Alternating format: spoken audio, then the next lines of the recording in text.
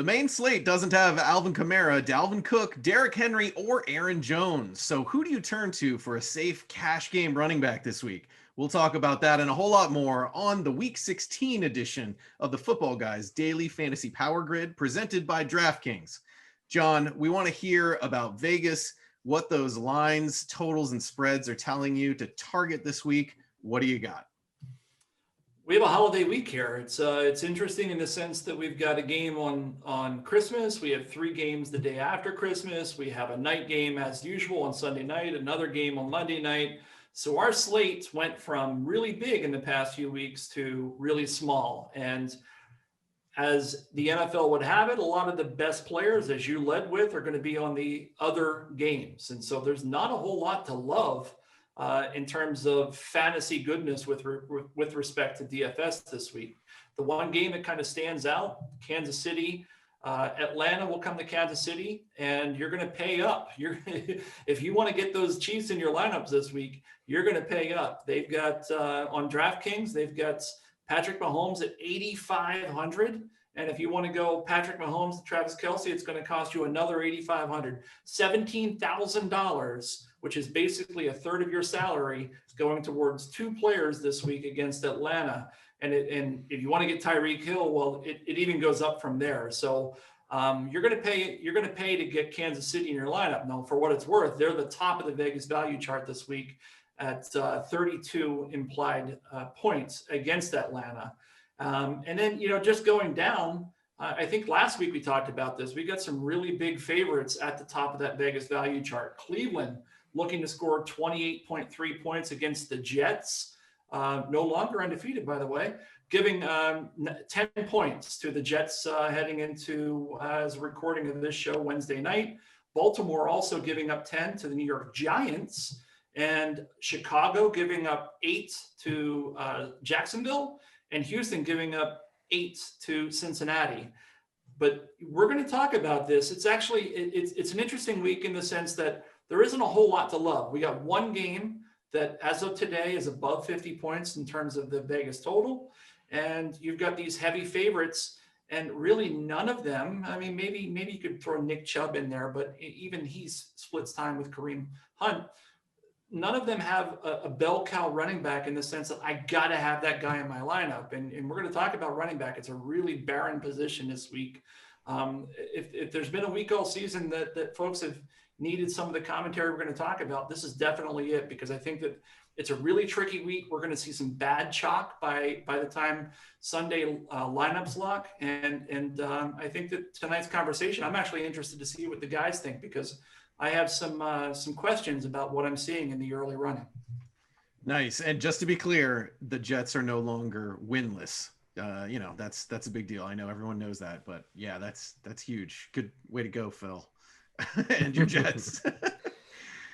So football is still here, and so is your shot at millions. Thanks to our partnership with DraftKings, all new players can play for free for millions with your first deposit. Here's how it works. Create your DraftKings DFS account and make a deposit. DraftKings will credit your account with free entry to these contests. Draft your lineup and go for the millions in top prizes. Just go to dkng.co/footballguys to play. That's dkng.co/footballguys. Act quickly. This offer won't be around forever. Minimum $5 deposit. Eligibility restrictions apply. See DraftKings.com for details. Quarterbacks is what we're going to talk about next. Devin, I want to throw this to you. It's a little fuzzy, maybe, what's going on with the Washington quarterback situation. But other than that, I don't have any key injuries on my list. Devin, who do you like at quarterback? Are you paying up? Are you paying down? Who do you got?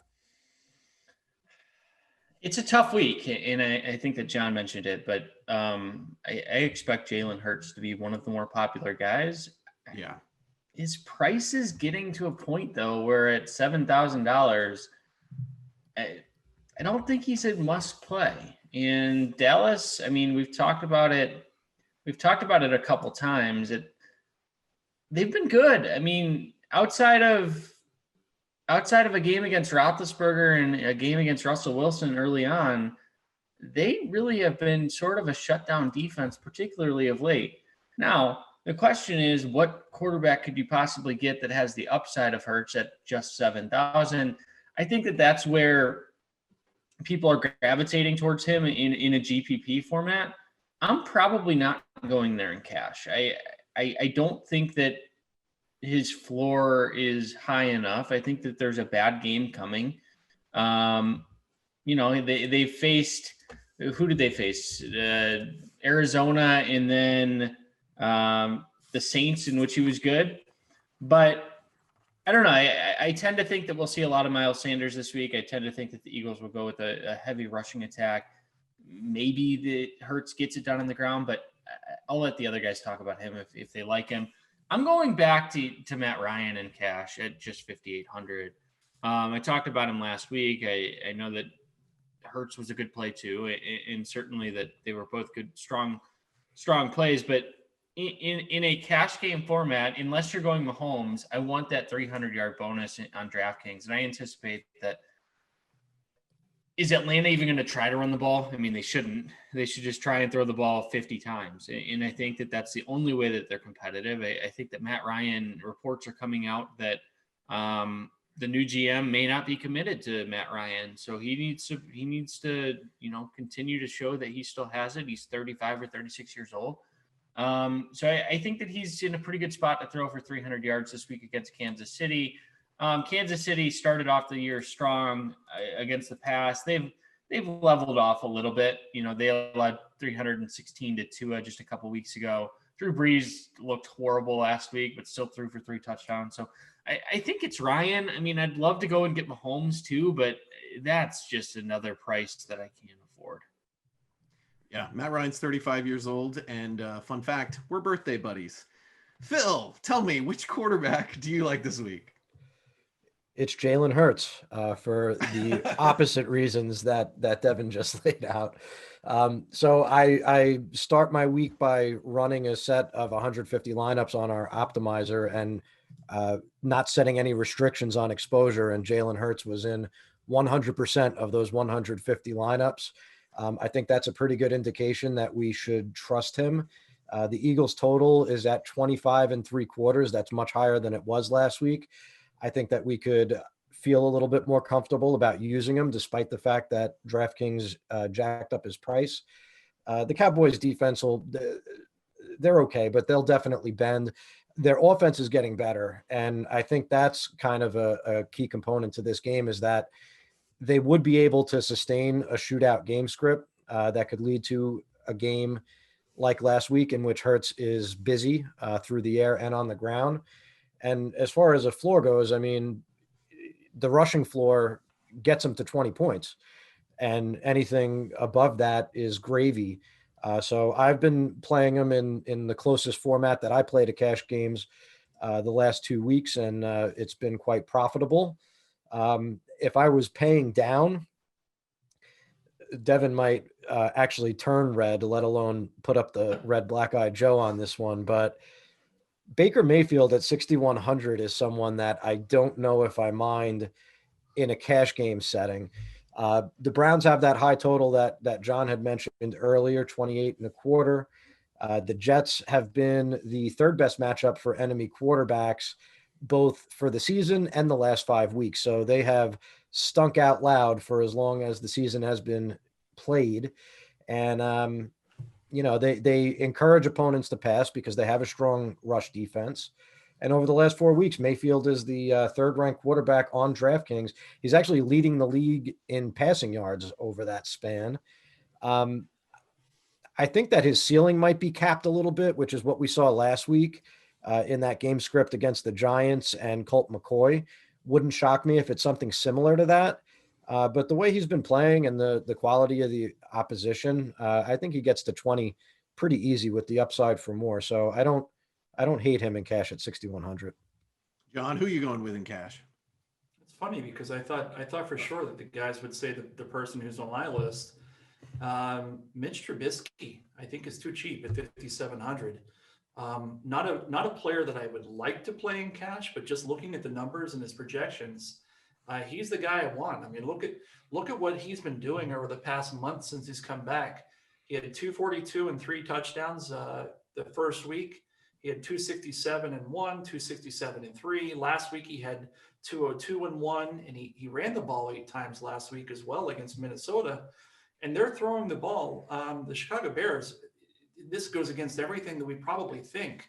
What do you guys think? Actually, I mean, I kind of buried the lead here, but Chicago Bears pass run ratio, they're 7-7. So not a New York Jets type team that needs to throw the ball a lot.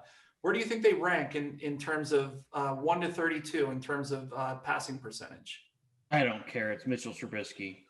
No, I didn't ask that. I would guess that they run more than the average NFL team. That'd be my guess. They're the third highest passing team in the NFL right now, which is really surprising to me. I've got Mitch Trubisky as of Wednesday night. We're recording this a bit early because of the holidays. He's projected at 19.74, which is also a really good year. It's a good vintage, if you will. 5,700 going up against Jacksonville, whose secondary is absolutely dreadful. And they've got the fourth highest implied team total on the entire slate. He's the guy I'm going with, especially when we start talking about what it might cost to get there. Because at running back, there's not a whole lot. I think you guys have already talked about, there's not a whole lot I like this week. You're going to have to pay some dollars for guys that you really may not feel crazy about. You got to punt this position. You can't go with Lamar Jackson. I mean, he's on my list. If I could get there, he's a guy I'd want. You can't go with Patrick Mahomes at his price for cash games unless a slew of value opens up over the next few days. It's got to be somebody who's really cheap. And, Matt Ryan, you can go there if you want. I don't hate the call on Matt Ryan, but if I just look at the strict projections, Trubisky's a better play for me. And we're recording this on a Wednesday night because of the holidays, so maybe some value does open up later in the week. Devin's shaking his head. I mean, the problem is disagreement. The problem is we saw last week that they gave the ball mysteriously to David Montgomery 32 times. So from a floor perspective, what's not to say, and we'll get into running backs, and this might be a good transition, but what's not to say that he gets 25 carries again this week? I don't know. I mean, leading up to that game, I'm looking at the stat line. The most carries he had all season was 21, and then it's a pretty big drop off. Then it's like 17. Last week was an outlier. I'm not going to use that as a basis to judge how I'm going to look at the quarterback on that team. I just can't. I don't know, John. Life moves pretty fast. If you don't stop and look around once in a while, you might miss it. Oh, is this Ferris Bueller? Chicago. I mean, that's good. I like it. Any other quarterbacks on your list, Devin? Maybe some GPP guys. Yeah, I think Deshaun Watson against Cincinnati's in a really good spot at 7,600. If I look at this Bengals defense, he should be able to do just about whatever he wants against them. And then going down the list, I kind of, I'm going to say it. Don't say Sam Darnold at 5,000 against this Cleveland defense. Cleveland, the way to beat Cleveland is through the air. And I mean, at 5,000, if he throws 2 or 3 touchdowns, he looked better, Phil. I mean, you got to give him credit last week. He's a better quarterback than he gets credit for, and he's starting to have weapons that can be surrounding him. So does he have the ceiling to get there? I don't know, but 3 touchdowns isn't out of the realm of possibility. I don't want to touch too much on Darnold, but yeah. So they're a brand new team. They won a game. It's a whole new world, Phil. Why are you hating on your own team? Real. At 1%? You go first, Phil. You go first. I was just going to say that. So do you trust Adam Gase to care that the way to beat Cleveland is through the air?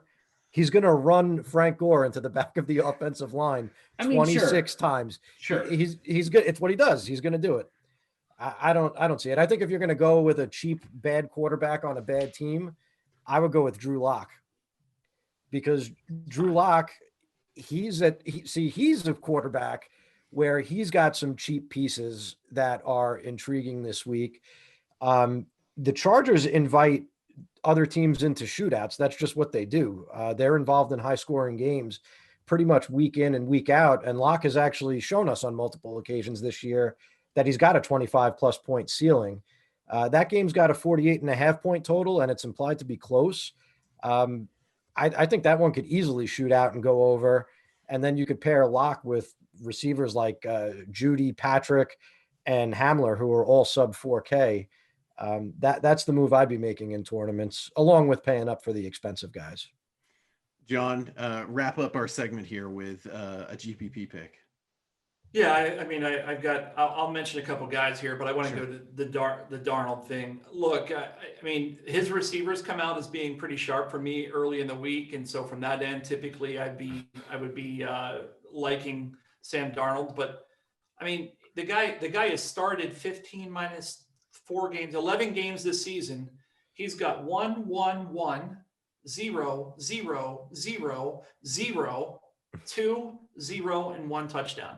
There's no upside there. It's just unfortunate, And say again. I said we'll see. I mean, look, if he gets 2 touchdowns, it's a great game. If he gets 3, it's the first time all season, and we're in week 16. I don't think you can do it. I like the call that he threw, that Phil threw out as a very similar call in terms of price. I didn't want this to be the Sam Darnold show. It was just throwing him out there as a half. You did it. You did a 0.5% rostered guy that I threw out there because Cleveland has a terrible pass defense. Let's not make this more than what it is. All right, let's talk about some legitimate quarterbacks. There's a game in in Seattle that we haven't talked about yet, and that's the Rams visiting Seattle. You've got 2 quarterbacks there that definitely are in play. Jared Goff is 5,900. Hasn't looked great as of late, but going up against a defense that really hasn't shown a whole lot. So, I mean, they've been doing pretty well as of late, but they've had some really cakey matchups. This is the first time in a few weeks they're going to go up against an offense that can put up points. As I heard, I think it was Phil talking about a few minutes ago. This is a game that's pretty close. Looking at the Vegas total. Wednesday night, 47.5, 1.5 points differential. So it could go back and forth. And we know that Russ can cook, and we know that Goff has a lot of weapons on his side. I think you can go either one of these guys. Russell Wilson's going to cost you a bit more at 7,300, but I love the price on Tyler Lockett this week. We'll talk about him in just a bit. Jared Goff has some really good receivers on his end, including 2 tight ends who are super cheap as well. This is a great game to be stacking up any number of ways. I like both quarterbacks there. And I'll throw out one more. I think Teddy Bridgewater is special this week in terms of going up against Washington. If you look at the early percent rostered numbers on his receivers versus the upside that they're bringing to the table, it's pretty solid. I suspect that moving later into the week that Teddy Bridgewater is going to be a sharper quarterback play that's kind of off the radar. So keep that in mind as you're building lineups on Sunday. So recapping the cash game plays here, we got Devin with Matt Ryan, we've got Phil with Jalen Hurts, and we've got John with Mitch Trubisky. So no agreement there. Let me know down in the YouTube comments which of our guys you agree with on the cash game play this week, whether it's John, Phil, or Devin. Thanks for commenting. We'll try to answer your questions there later in the week. Let's talk about running backs. We're going to kick this one to Phil first. The guys I have on my list that I'm keeping an eye on, Clyde Edwards-Helaire is out this week. We've got James Robinson did not practice on Wednesday. We're keeping an eye on that. And it looks like Ezekiel Elliott is likely to come back this week, but keep an eye on that one. Phil, tell us what running backs you like. It's ugly out there. Starting with cash games. So David Montgomery, we were just talking about him, right? And like, I feel like paying $7,700 to roster David Montgomery is like buying Bitcoin like 2 days ago at 24,000. Like, I don't want to do it, but without Henry, without Jones, without Cook, without Kamara, where do you go at running back? I mean, the guy has been stellar over the last 4 weeks. He's been the best running back in our little game here. They've all been great matchups, but he's got another one. I mean, 7,700 is an awful price. I'll agree with Devin if that's where he's going. The answer is Nick Chubb. With the Nick Chubb in cash against the Jets. At $100 less. I don't hate it. I mean, from a game script perspective, yeah, it should absolutely be the case. But I kind of got caught in that trap last week with Cam Akers against the Jets. I mean, part of that was a bottom 1% outcome. The Jets win the game and absolutely crush the next decade of football in New York by giving up their leverage on Trevor Lawrence. I mean, what a painful, painful episode that was. But I'm okay with Chubb. I see him more as a GPP guy. I like Austin Ekeler at a little bit less than Montgomery. He's 7,600. I think that his reception floor makes him a solid cash game play. They're playing Denver, right? The Chargers are, and last week Devin Singletary and Zach Moss combined for 150 rushing yards, and Buffalo doesn't even try to run the ball. So I think that's indicative of where their defense is at this time of year. And Eckler's good for his 20 touches. It could be up to 25 if he gets his 6 to 8 catches. And I think he's fine from a floor and ceiling perspective. And then stepping way down, I wouldn't blame anyone for playing Giovanni Bernard in cash. Oh, you did not. I mean, only the sharpest players play Giovanni Bernard in cash. We all know that. And what's this? Wait, flashback like 2 weeks ago. The Bengals offense is like a black hole of suck. Black hole of suck. Black hole of suck. I don't buy it, Phil. What's going on? All right. Well, that was the one take that I got off that episode, and it was a glorious one. Listen, last week we saw them commit to Bernard, 70% of the snaps, 80% of the touches, 25 carries.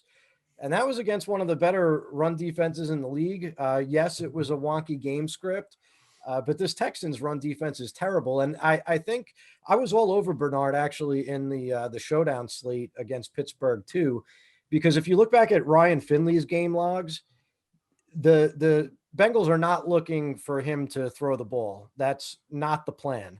Running the ball is plan A, plan B, and plan C. They did it with Joe Mixon at the end of the year last year, and they did it with Bernard last week.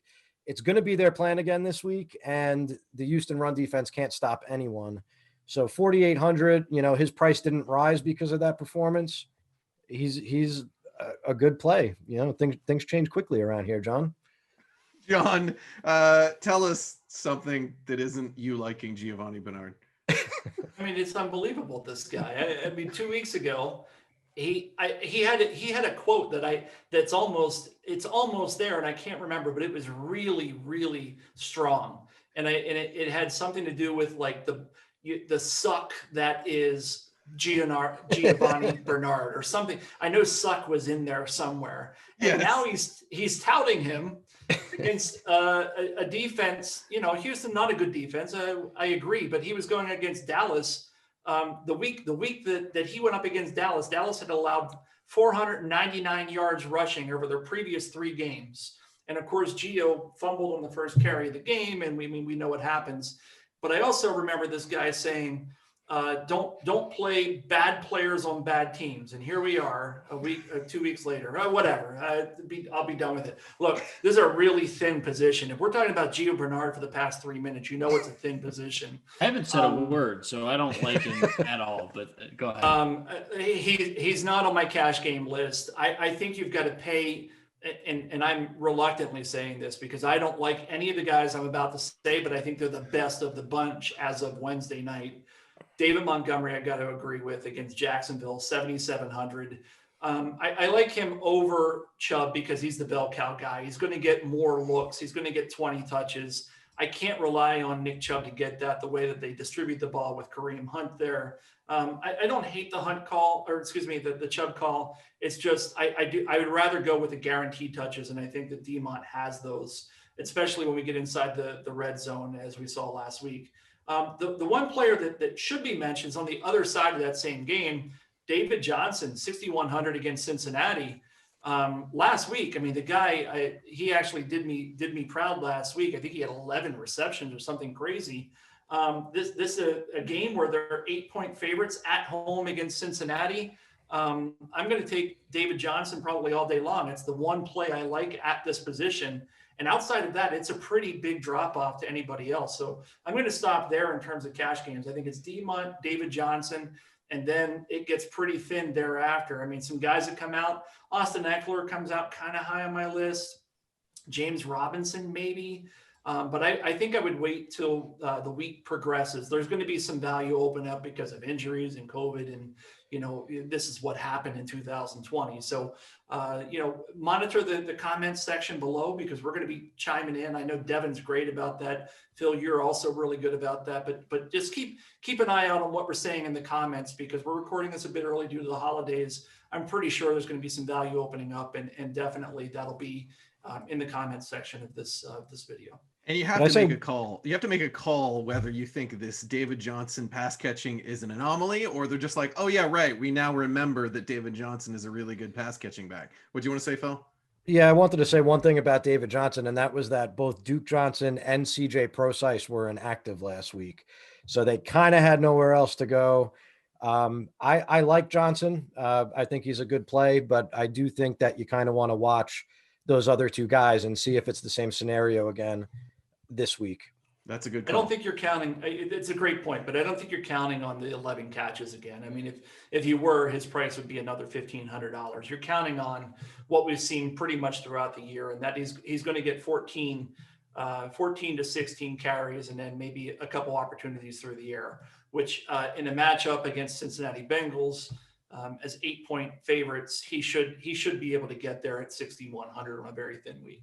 I mean, even if he got 5 catches, it would be more than any other game he's gotten all year. So, Devin, you're not counting on those catches. Yeah. Devin, tell me about your running backs.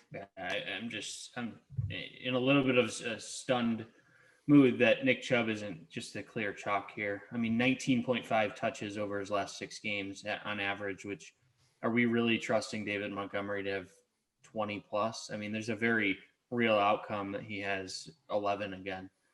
So that's the concern. I mean, this is the week that you have to buy into whether or not you believe in point chasing or you believe in trends changing. And that's the reality, is that guys like David Johnson, guys like David Montgomery, they both did things last week that they hadn't done in their NFL career.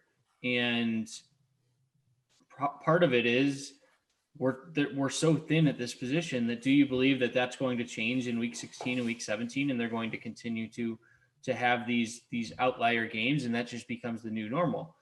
I tend to believe that I'm not overreacting and that I'll let other people do that, whether it's right or wrong, who knows? But so guys that I'm looking at, Chubb at the top, Antonio Gibson at 6,600 coming back from injury. I mean, look, this guy against Carolina, when he missed 1 week and everyone forgot about him, but he was touching the ball 25 times against the Cowboys, 17 times against the Bengals, catching the ball through the air as well, 4 or 5 catches a game against one of the worst run defenses in football in Carolina. Is Dwayne Haskins going to beat the Panthers? I mean, it's a must-win game for Washington. I think that they'll leverage Antonio Gibson quite a bit. The price is a little prohibitive, and maybe that's the concern. I think we're going to get a late scratch this week that's going to change the slate. I think we're going to get clear direction on Dario Gunbowale versus Devine Ozigbo. One of those guys, if they're a primary carrier, is intriguing. I tend to favor Gunbowale at 4,000. If there's any positive news there, I think he could be chalky. And then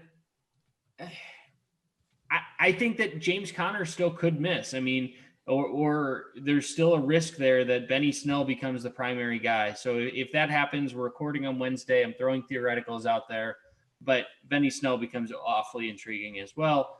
And then the last one that I haven't heard, and it's a leverage GPP play off of Jalen Hurts, because Jalen Hurts is going to be incredibly popular, is Miles Sanders. And Hurts needs a rushing touchdown at the ownership and the price to pay off his salary. That's just probably the reality. He's going to be, I don't know, 20 plus % rostered as we sit here on Wednesday. And if that's the case, you may want to look at Sanders going against that horrendous Cowboys defense as a leverage play. No different than Derrick Henry and Ryan Tannehill in the conversations that we had. It's just flipped.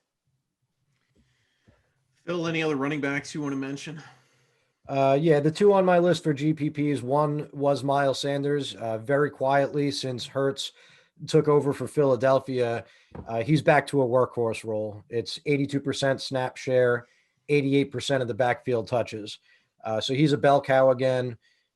We've talked about Dallas being terrible against the run. This guy's a home run hitter, and he's a fantastic leverage play for all the reasons Devin mentioned. And it is time to go back to Jonathan Taylor, my friends. Jonathan Taylor is. I left last week very, very notably, and it turned out to be a good call. He hit his median projection, just like I said he would, and did not pay off that 7,200 price tag. I think he can this week. I'm not expecting him to appear on more than 5% of rosters at 7,300 against the Steelers. And you know, what we saw last week, even though it wasn't a ceiling game, 70% snap rate, 74% of the backfield touches. Those are both season highs. They are not looking to put that toothpaste back in the tube. This is an explosive runner. Pittsburgh is a tough rush defense, but like, what has happened to their offense? They've gone completely busto over the last couple of weeks, to the point that Cincinnati dominated the game script last week. Why can't Indy do that with Jonathan Taylor, who is on a better team and a much better back than Gio Bernard? So I think you could get some leverage on the field with my guy Taylor. John, who else you playing at running back? Yeah, two guys that haven't been mentioned yet. Mike Davis is interesting to me against Washington. He's 6,500. This assumes that Christian McCaffrey is not going to play, and I think early reports out of Carolina this week is that he looks doubtful for Sunday. Right. Mike Davis, as I said, 6,500. Hasn't been hot as of late, but looking at some of the early percent roster projections versus his likelihood to hit GPP value on his salary, I like the kind of differential there. And then I'm actually surprised that nobody's mentioned this. I'm curious to hear what they think. The biggest favorites, as well as the biggest total on the board, are the Chiefs. And I know they love to throw the ball, but they've got a running back who could have the bulk of the carries to himself, and that's Le'Veon Bell. Last week he had 15 carries and a just one reception. After you say that kind of like you're holding your nose, like you're avoiding the bad smell. Well, I mean, I'm asking it. This is more of a taking a survey. He's again, it's a thin position, but Le'Veon Bell's 5,800 against Atlanta. They're 10.5 point favorites. We've already talked about how heavily rostered some of the passing game and how expensive the passing game is here. Is it a good place to leverage some of that, spend down on a team we know is going to put up points? If Le'Veon Bell gets into the end zone twice, which I think isn't completely unrealistic, he could be a GPP play. I mean, I'll throw it out there to the other guys. What do you guys think? Is that off base, or what do you think there? I mean, I know Darrell Williams is lurking in the background, but how much work is he going to see? I don't know. I think he could see some work. And the reason I say that is, what if Bell gets hurt? Then what do they do? If they believe Ekeler is not coming back to the playoffs, I don't know that we have a prognosis on that yet. So that's my only concern there. Bell saw 32% of the snaps. Williams saw 22% of the snaps. I think it's more of a split backfield, to be honest. And you know my feelings on Atlanta's run defense, so I'm not going there. But I think that they're one of the stronger teams. I think that as we get closer to Sunday, people are going to look at Bell and look at 5,800 and all the good points that you mentioned, and he's going to continue to rise in terms of rostership. So I think he's a solid fade for me. Devin, any other guys you want to mention before we move on? No, I think I'm good. Right on. Let's recap those cash game picks. We've got Phil on David Montgomery and Austin Ekeler. We've got John playing David Montgomery and David Johnson. Pretty much anybody named David, it sounds like. And then Devin's picks Nick Chubb. And Antonio who's your other Gibson. cash game? Antonio Gibson. Antonio and then Gibson. I will throw one more name out there. J.K. Dobbins on FanDuel. At Mm. 6,200 is too cheap against the Giants. He's really starting to emerge. Too expensive on DraftKings. I think he's 62. He's the same price, I think, on both, or very similar price.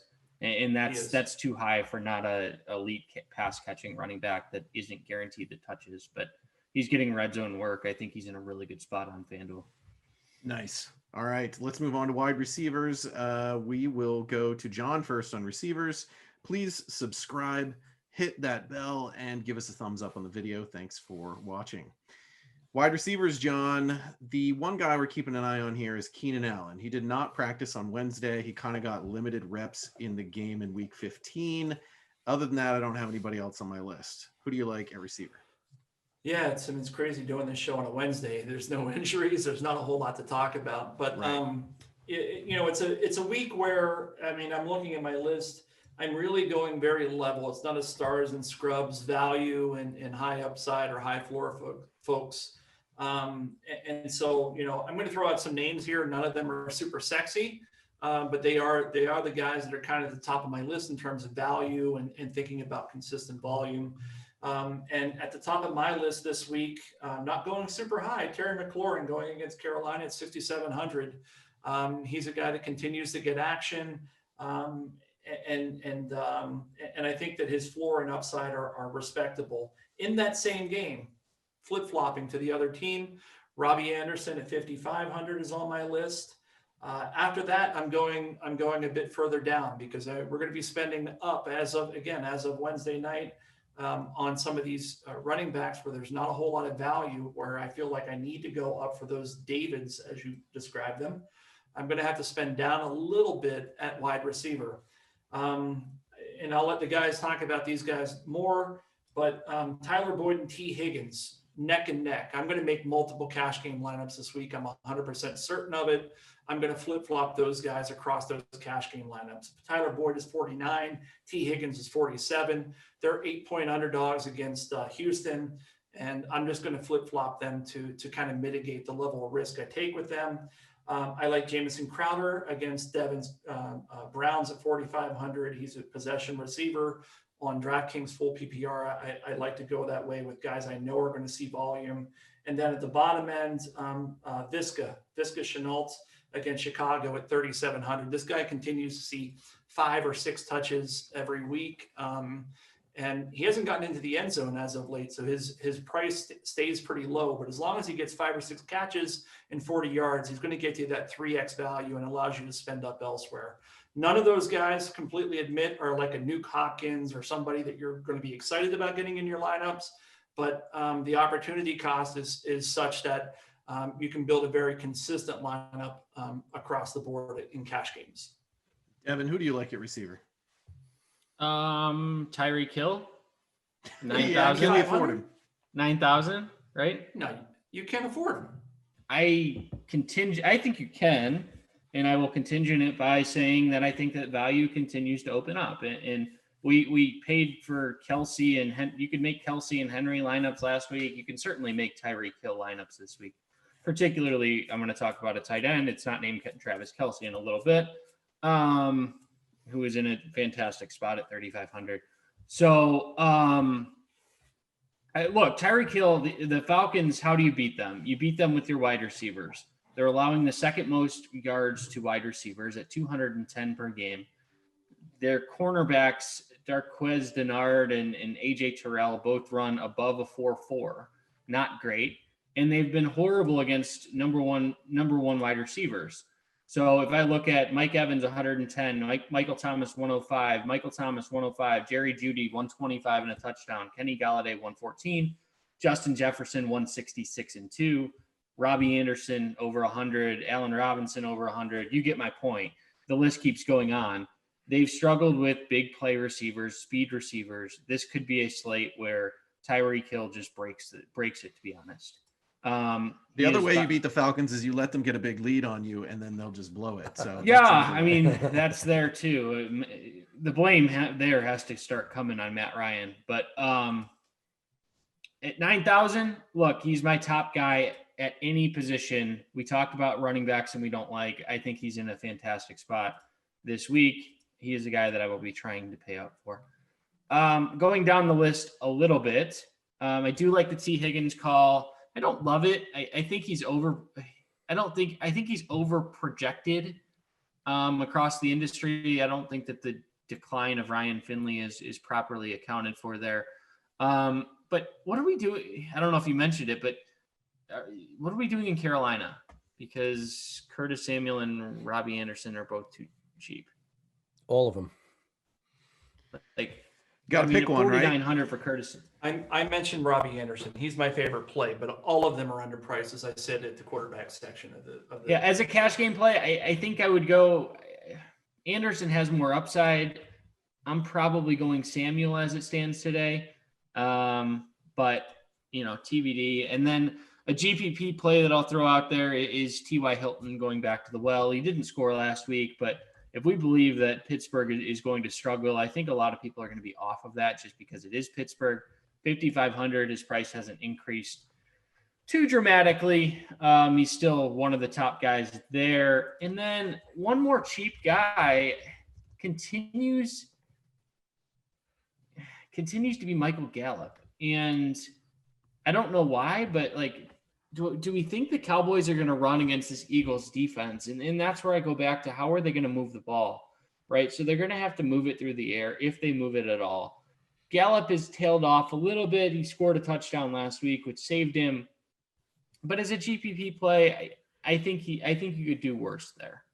And Gallup left that Week 15 game with an injury, but he got into full practice on Wednesday. So it sounds like he's going to be okay for the Week 16 game. Phil, talk to us about receivers. Yeah, so a little bit eerie how on the same page Devin and I are this week with these cash game wide receivers. So that's a bit of a shocker. But yeah, Tyreek Hill is the top player on my board. And John, it's easy to fit him in. The key is Giovanni Bernard, man. You plug him in and you have the money for Tyreek. I hate you. Yeah, no, Tyreek Hill is a fantastic play. I won't spend any more time on that. The Panthers receivers is the other play that I have written down for cash games. And I said all of them. I really don't think you could necessarily go wrong with any of them. I will disagree on Devin on who has the floor and who has the ceiling. I think Anderson is probably the high floor play that if you're looking for like a bankable 13 to 15 points, he's probably your guy. DJ Moore and where he's being targeted on the field, I think gives him the upside. He's more of the downfield guy. And it's kind of interesting. Washington is good at limiting that type of thing. So maybe Anderson and even Samuel, who's got 9 targets in 3 out of his last 4 and is the cheapest, might be the best answer. But I would play any of those guys in cash. They are all too cheap in GPPs. I like a Dallas receiver, but his name is Amari Cooper. Price came down 700 this week, which I've been waiting for. Since Dalton came back in week 11, last week was Cooper's only useless game. The team total for Dallas at 23.75 is right on the borderline of being pretty good, one that we want to target. And the way that you beat Philly, like Devin said, is through the air. Wide receiver ones have been roasting them in the second half. That's another team where we could go through the game logs and read a bunch of big games. So I like Cooper. And then the same thing that I said about the Panthers wide receivers in GPPs, I would say the same thing about the Denver guys, which I had already mentioned. Judy at 3,700, they just need to give him more chances. Hamler at 3,200 has 4.3 speed, and he's 2 weeks removed from scoring 2 long touchdowns. And Tim Patrick is actually a possible cash game play. If more value doesn't open up, he's kind of the steady guy on that team that you could rely on from week to week. And 4,200 is a pretty soft price for him. Yeah, and I think mentioning all these Cowboys players, it's really important to keep in mind that they're probably going to win this week because they have to set themselves up to fail in week 17. And they need to win this week to do that. So, John, tell me about some more wide receivers. Testify to that. as a resident Cowboys fan, you are 100% correct. Phil, going back, because I agree with what you said about the Denver Broncos, but they are going up against a decent secondary. Is there a specific player of the three that you like? Because I suspect that's what people are going to ask, moving into the weekend. I mean, Hamler runs out of the slot. He's going to avoid some of that better exterior coverage, but as I remember it, he might be the more expensive player of the three. What is there one you like more? Patrick is the most expensive at 4,200. Judy is 37 and Hamler is 32. Oh, so he's the cheapest. Yeah, I think and it's not really for football reasons, but I had mentioned running my initial set of 150 lineups without any exposure restrictions and looking at what it spit out. It had an inordinate amount of Jerry Jeudy, like an amount of Jerry Jeudy that did not make any sense to me. So I'm just going to trust the numbers on that one and say that Judy's the best play of the three. Yeah, for what it's worth, Jeudy comes out highest for me too. So again, for what it's worth. Guys I like. Tyler Lockett, people hate him these days. I don't know why. Maybe he hasn't scored a touchdown in a month. Maybe that's why, but he's 6,500, and I looked earlier at his early percent rostered numbers. It's somewhere between 5 to 9%. Way too low for a guy that brings 3 touchdown upside to the table. He hasn't scored since week 11 against Arizona, and then before that he hadn't scored since week 7. He's got basically 8 touchdowns on the season. 6 of those were in 2 games. So he has super high upside. He's going to go overlooked against the Rams. He runs out of the slot. Speaking about the Broncos situation, we know on the outside, the Rams are going to run up Jalen Ramsey probably against Robert Woods. And Josh Reynolds is largely a non-factor, probably famous last words there from me, tip and pick. But Tyler Lockett is too cheap at 6,500 and is going to go overlooked. I also like those Carolina receivers for the reasons that already been mentioned. I know Devin said he likes Sam Darnold in tournaments. My motto is saying, look, play Jets receivers. Tough for me to get behind, but I have to be honest and say that they come out pretty high for me. The other one that comes out pretty high for me, and this is across the board, are Giants receivers. Sterling Shepard at 4,500, Darius Slayton 3,800, going up in a tough matchup against Baltimore, but they're so cheap. I think that their price is, the matchup is baked into that price. I'm happy to go with those guys, and I do think that some of that's going to be predicated on who ultimately starts. If it's Colt McCoy, probably less enthusiasm, but if Daniel Jones can make it to be a starter on Sunday, don't sleep on those guys because they're going to be playing from behind. We're going to see a lot of passing, and I do think that at the price they're offered, they do bring that 4x upside that you're looking for on, as of now, an otherwise tight salary week. And I think you meant Jalen Ramsey on DK Metcalf there. You accidentally said against Robert Woods, which probably happens in practice a lot, but not in the game this weekend. That was supporting your love for Lockett, right? You think yes, Ramsey's my apologies. Yeah. I'm just looking at my clarify. notes. I got guys flip-flopped on the notes. My apologies. It's all good. Devin, other receivers? Yeah, I can't believe this guy hasn't been mentioned, but Me neither. He's very firmly in cash play, which is Rashard Higgins. So going up against the Jets, he's been at 4,800. He's one of my favorite guys this week at that price. 16 catches over his last 3 games, facing a hapless Jets defense that we talked about. The problem is, and we're going to get into, if I like Chubb, if I like Higgins, if I like Austin Hooper, who we're going to talk about in a minute, can I take 3? There's no way, but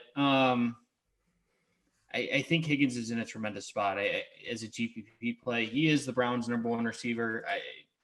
I'm not going to buy into Jarvis Landry. We've seen Jarvis Landry sort of regress back downwards, back into that slot type role. So Higgins is the guy there. Whether or not you can do it in cash, maybe you go Higgins in Hooper and not Chubb, but I don't know yet. It's TBD. I mean, if you're going to go with Higgins and Hooper, you might as well throw Baker Mayfield in there as your quarterback. In GPPs, yeah. Yeah. Yeah, I mean, in cash, do you have to stack? I'm not a believer in having to stack in cash. Right.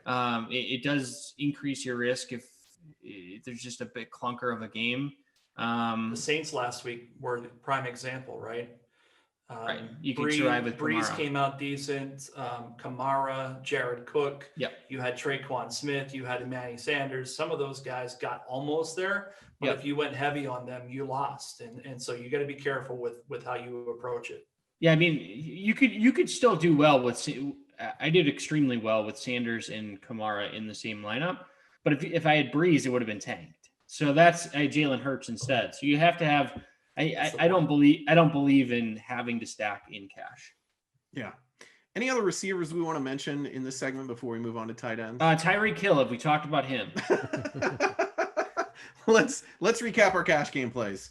It sounds like both Phil and Devin are going to try to find a way to put Tyreek Hill in their cash game lineups, hopefully with some value opening up later in the week. What are your other cash game plays? We'll go around the horn. Devin, other cash game receivers? Curtis Samuel, Rashard Higgins, and then on FanDuel, Allen Robinson continues to just be too cheap.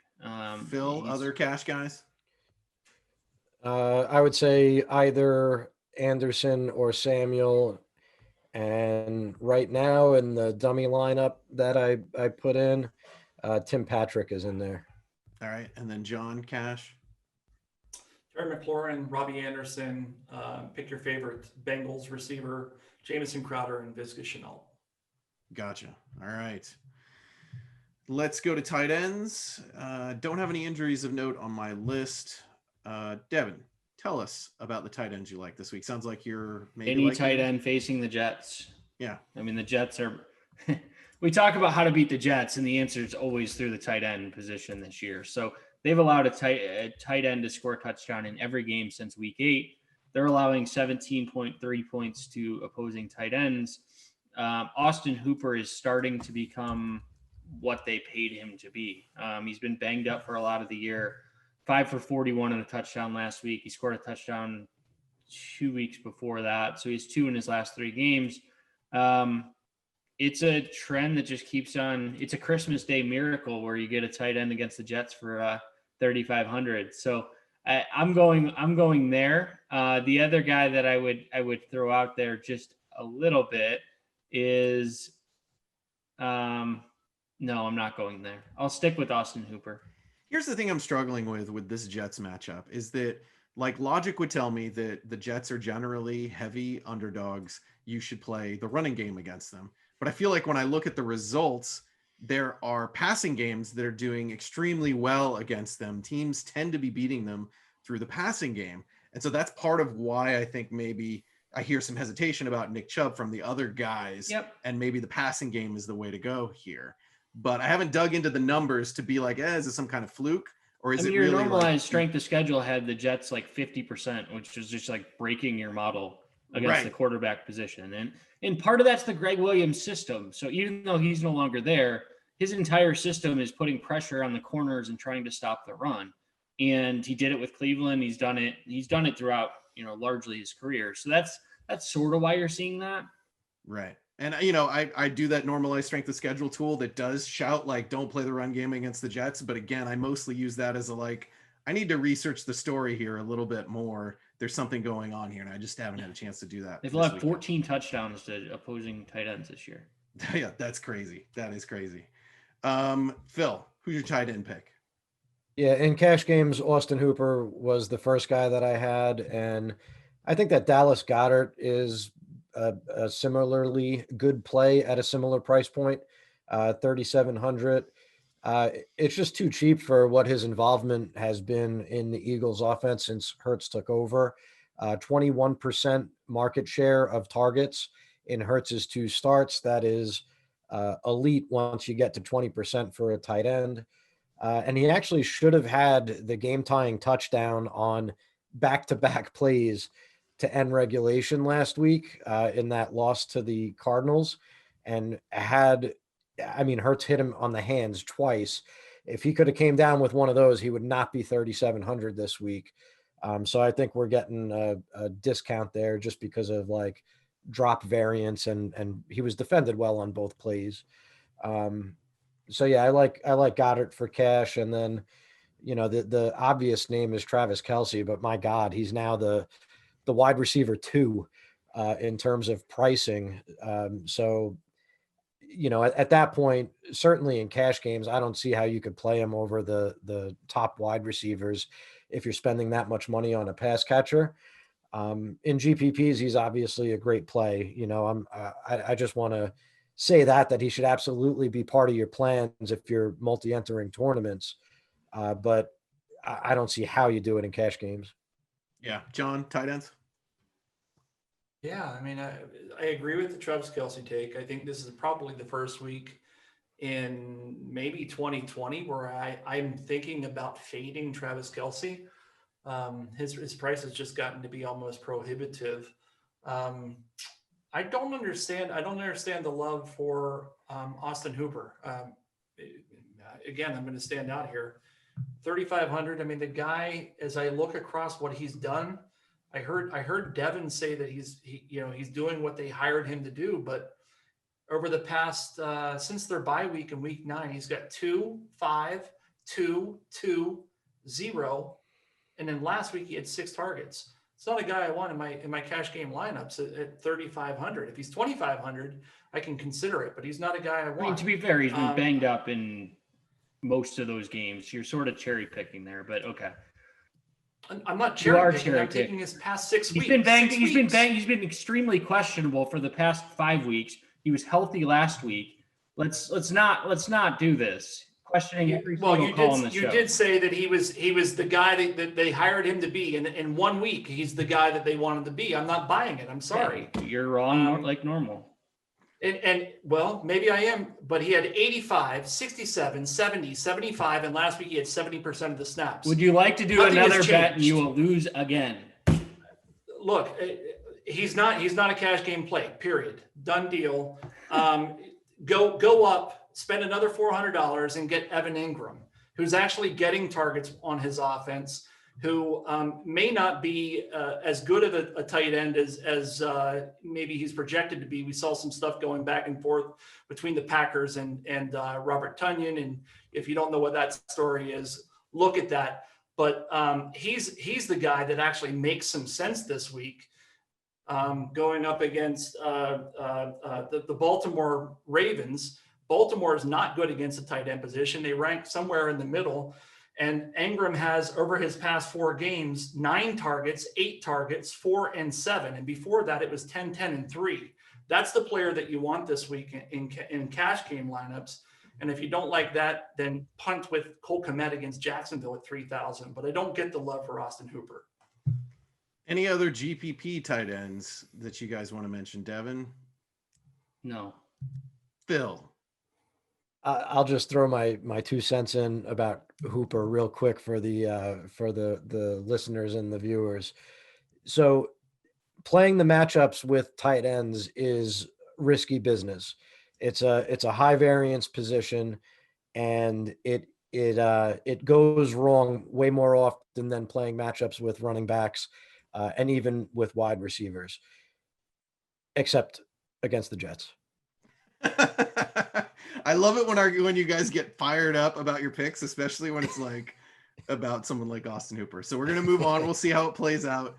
We're going to go to defenses, and Phil, I'm going to come to you first for defenses. Talk to me about kind of what price range you're probably going to end up paying at this position and who you like in that position.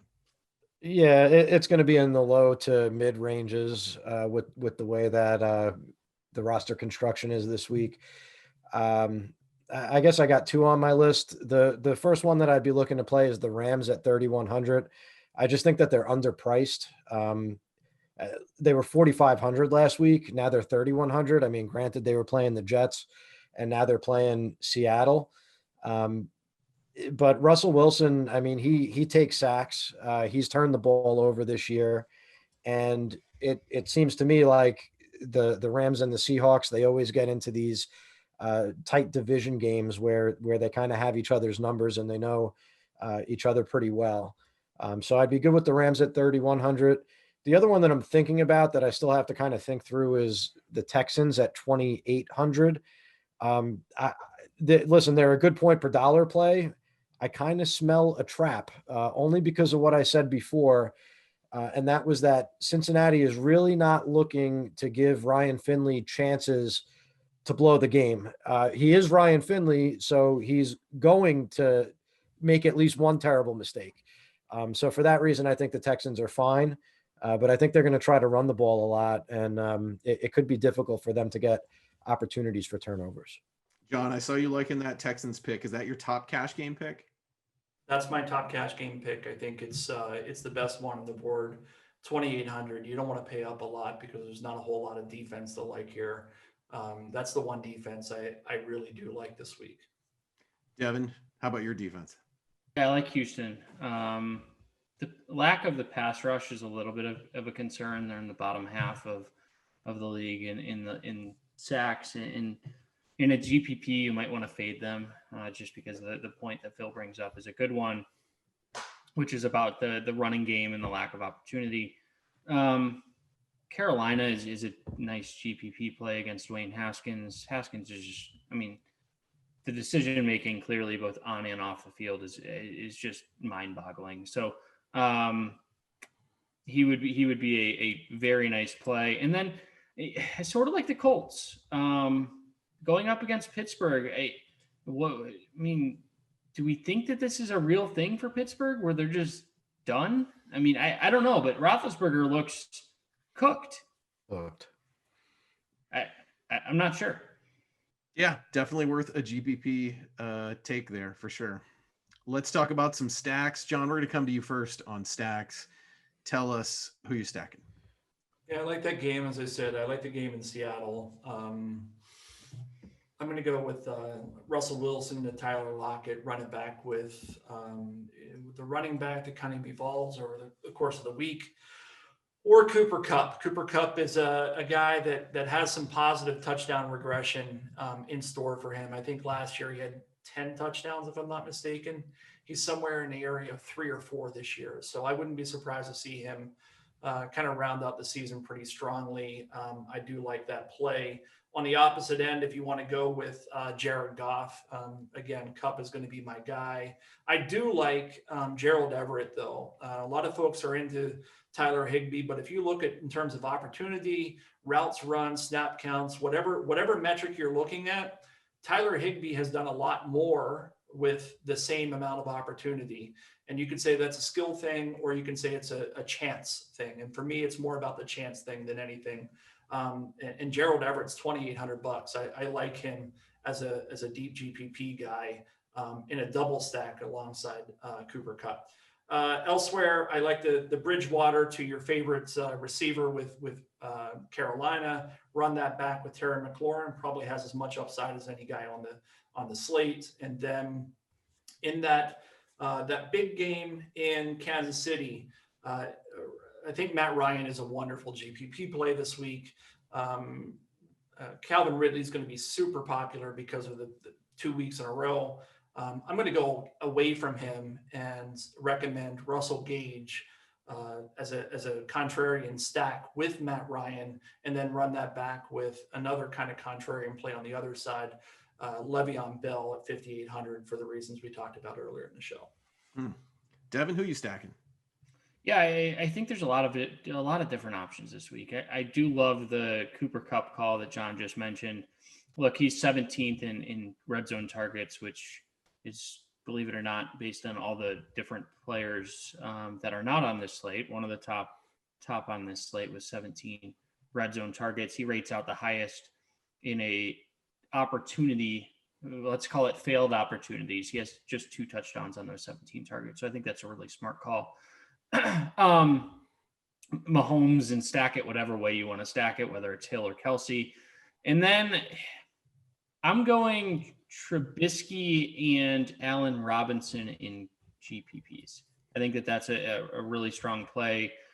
Talking about red zone targets, Robinson is another guy who 21 targets, 4 touchdowns. So he's another guy who just has failed on the opportunity, where just hasn't had the luck go his way, so to speak. Phil, how about your stacks? Yep. So I mentioned Drew Lock before. So I'm going to stack Lock with Judy, and I'm going to run that back with Ekeler.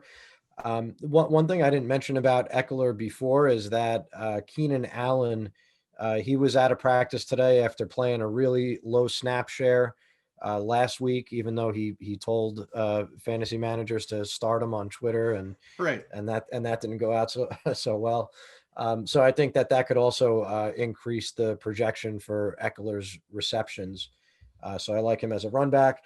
I agree with John on Teddy, and that's a quarterback that I'm looking to double stack. So I want to stack him with some combination of Anderson, Samuel, and Moore. And I think the sneaky run back there is J.D. McKissick. And I think it becomes even sneakier if Antonio Gibson is active, because I think the game script that you're playing for there is the Panthers doing some damage, hopefully through the air, putting Washington into a negative script, and then McKissick catching all the passes out of the backfield. And it's still a good play if Gibson is out, of course, because we saw McKissick run the ball pretty well and separate from Peyton Barber last week. And then Deshaun Watson, I think I'd stack him with Brandon Cooks. And you know who the run back is on the Bengals side, John? Gio Bernard, baby. 2020. It's 2020. Had The to come land of back. suck. Yeah, but the land of suck. It was the black hole of suck, if I remember correctly. Oh, you Yes. son of a... I mean, it is the last. It is the last slate of 2020. So thank God for that. That's all we have for our show. Please check out all of our content over at footballguys.com/DFS. Due to popular demand, there will be a week 17 episode. The people have spoken. It's going to happen. It's going to be a little later in the week than usual. We'll be back next Saturday with our week 17 episode. So on behalf of John Lee, Devin Knotts, and Phil Alexander, I'm Austin Lee saying thank you for watching and thanks for being a football guy. Be sure to check out all of our content over at footballguys.com/DFS by clicking the button in front of Devin's face. And if you'd like to subscribe to our YouTube channel, be sure to press the button that's on Phil's face. And if you want to see our latest video, click that giant box that's in front of John Lee's face. Check all that stuff out. Thank you for listening. Thank you for watching.